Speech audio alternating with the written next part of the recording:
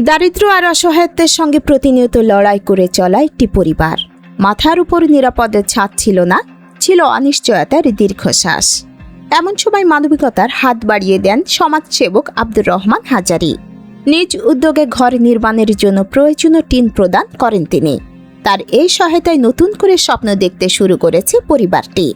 নিরাপদ একটি ঘরের আশা এখন বাস্তবে রূপ নিতে চলেছে।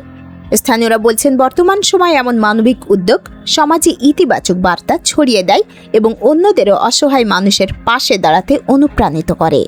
আব্দুর রহমান হাজারী বলেন, মানুষের দুঃসময়ে পাশে দাঁড়াতে পারাটাই আমার সবচেয়ে বড় আনন্দ। আল্লাহ যতটুকু সামর্থ্য দিয়েছেন তা দিয়ে অসহায় মানুষের জন্য কাজ করে যেতে চাই। একটি ছোট্ট সহায়তা বদলে দিতে পারে একটি পরিবারের জীবন।